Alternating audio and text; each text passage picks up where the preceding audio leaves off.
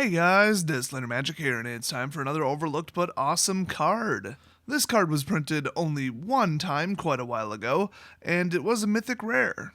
I haven't seen this in a lot of decks because, well, it costs 7, but it is pretty awesome. I mean, I wouldn't say it's like all powerful, but it would be a riot to put in a deck.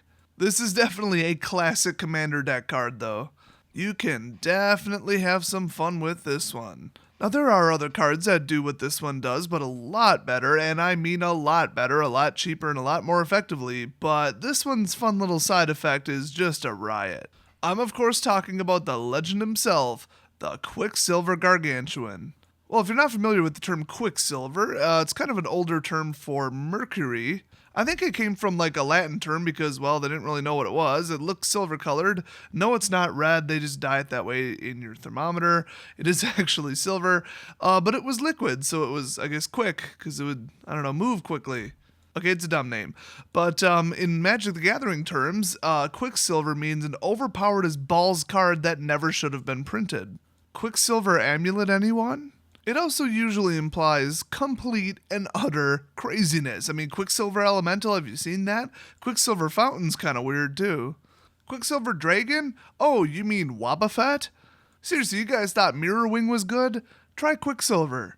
So in keeping with the pattern, and I do say that with complete disregard to actual print order, there is Quicksilver Gargantuan. Why not call it a Quicksilver Giant? Well, because the Wizards of the Coast staff spent an awful lot of money on thesauruses, and they're not going to let it go to waste.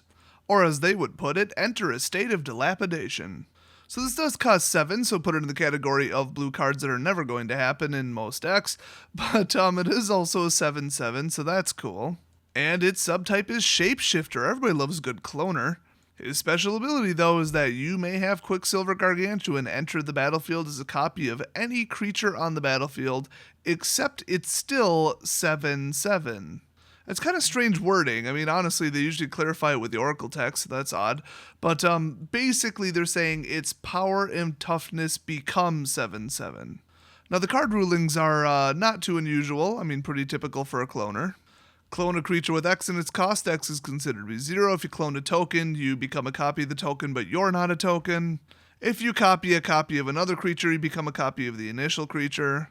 Oh, and if you copy a copy of a copy, then you run out of toner. Here's a fun one. You can actually choose not to copy anything. It is not mandatory, so he can be the only thing on the battlefield.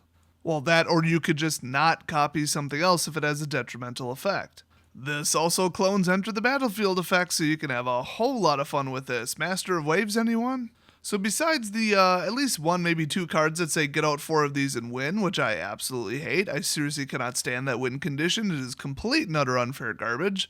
The next best use of this card would probably be to beef up something with just a ridiculously powerful effect, but a horribly detrimental toughness and power. So, one example would be the former OBA card, one of the stupid elf druid thing, whatever the hell it's called.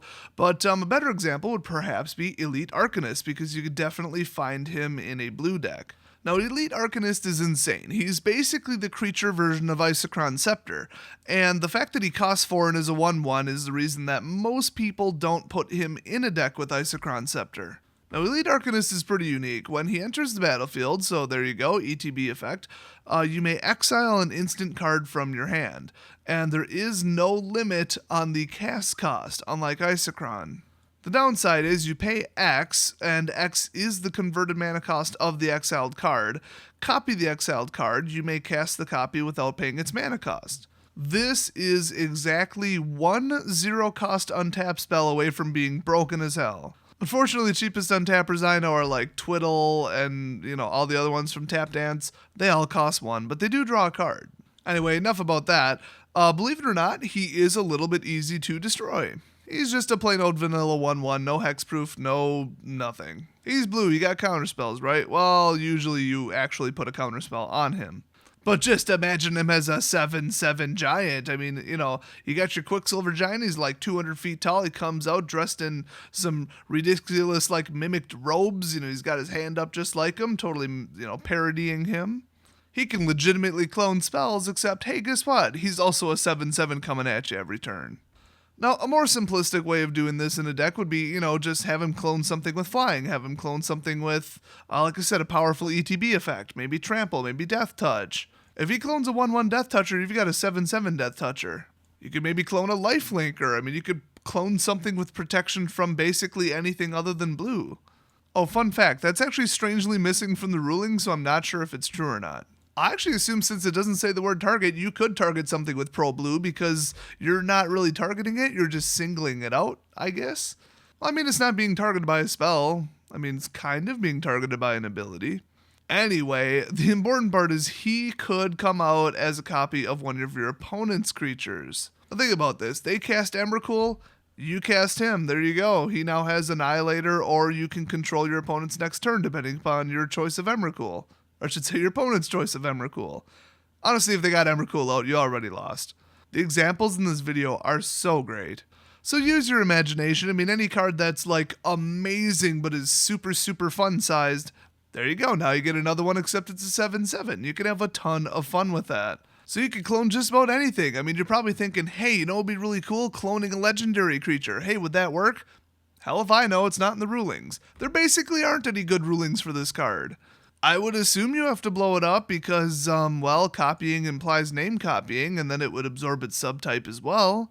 There are so many mysteries with this card, probably because nobody plays it competitively, so they just didn't bother. I still absolutely love this card. Love it, love it, love it. It's so dumb, it's barely playable, it's so situational, but I love it. That's what makes it overlooked but awesome. I'll see you guys next video.